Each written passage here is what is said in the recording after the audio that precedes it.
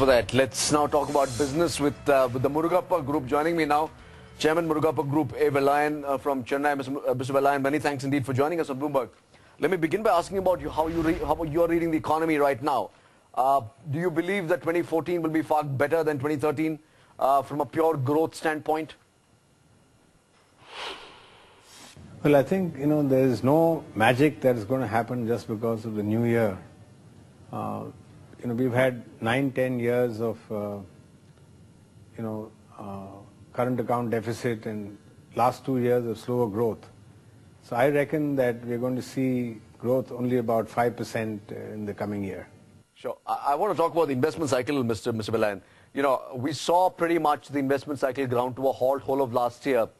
What is your own expectation from the government, the new government, whichever that comes in, that can revive the capital investment spending? And take me through some of your own plans of how at Murugappa you're planning to spend your capex.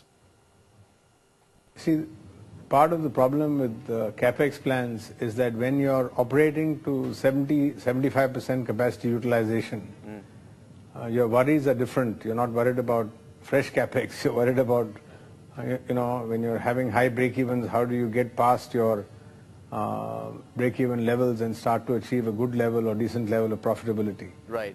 So I think, I think personally that capex plans will be pegged to depreciation levels in most cases. For the Murugappa Group itself, I think 2014 is going to be a year of consolidation. Sure. I don't think you'll see any takeovers. I don't think you'll see any major capexes. Right. Because we don't believe that this cycle will turn overnight. It will probably take some time. Even post-elections, by the time new government or whoever settles in whatever form, we don't expect till September, October for the situation to emerge clear enough for people to invest boldly. Mr. Vellayan, I want to talk about the sugar sector. The past 6 months, we've seen quite a bit of action in the sector. There were protests, there were lobbying, policy changes. How would you view these developments? Do you think they are a step in the right direction? You see, the real problem in many cases with policy of the government is that parts of it are implemented. I think in the case of sugar, they need to do 3 things clearly. Number 1 is to link cane price with sugar price. Number 2, to get about 4 million tons of sugar out of India so that prices can improve and stabilize. And number 3, ensure that the ethanol policy works, where the ethanol people, the oil companies at least pay sugar companies something like import price less 5% or 10%. Now, if these 3 moves are done with clarity, then the whole policy is holistic. Sure. Otherwise, you just take out levy, you stop the release mechanism, and then you don't expect things to happen. Right. So I think in order to have this sugar policy as a holistic basis, these 3 moves need to be made. Would you say something similar about regarding fertilizer subsidy policy as well? Is the outcome of what's happened in the past few months beneficial to companies or corporates like you? See, here again, it is half-baked. The concept of NBS was brought in because the soil needed the right kind of nutrition, and the market would take care of the pricing, and subsidy was going to be fixed and lowered year by year because the government can't afford it. But what happened? NBS was announced in phosphatics and never happened in urea. And even where it was announced in phosphatics, the government is fiddling around by saying what is the reference price, what is the reasonableness of pricing, what is the cost data, and holding up subsidy, in lieu of this. So it is again half-baked policy and implementation which is bogged down in bureaucracy. So you said 2014 would be a year of consolidation for the group. Take me through which businesses you're bullish on. Where would you be actually in the investment phase?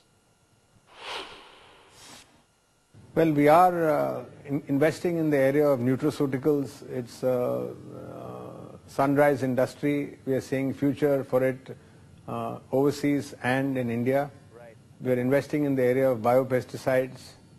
And apart from this, we're going to look at this period as an area where we will do all the structuring that is required. We'll do all the NPA disposals that is required, and keep ourselves ready for the next investment cycle, which may be post September 14. Would you say that you would be looking at enhanced growth levels in your financial services business? What is your own outlook for that side of the business? Absolutely. I think it's both in the area of the NBFC as well as in the insurance. We see a lot of traction. We've seen growth rates of 30-35%, and in insurance as well, we've grown up to now in the private sector at the 7th position. And I think we've got a good customer base and a franchise, and we believe that it's a growing market. Yes, there's a temporary slowdown. There are some NPA issues, and that reflects what's happening in the economy. Right. But that is where we see that stronger players like us who have managed our credit risks and NPA as well will keep ahead. Why not then, Mr. Vellayan, throw your hat in the ring for a bank license? If this business has potential and you're seeing growth, why not become a bank? But clearly not, and we took that decision fairly early in the day. We didn't spend too much time or too much expense deciding whether to go into it or not. I think the clarity was that, with banking come a whole host of regulatory issues. We would end up spending so much time, we'd forget how to deal with customers and start dealing only with regulatory issues. All right, Mr. Vellayan, we'll leave it there. Many thanks indeed for joining us, and good luck for 2014. That was a view from the Murugappa group on the road ahead in 2014. All right, we're going to be talking to an exclusive emerging markets guru. Mark Mobius says the BJP will...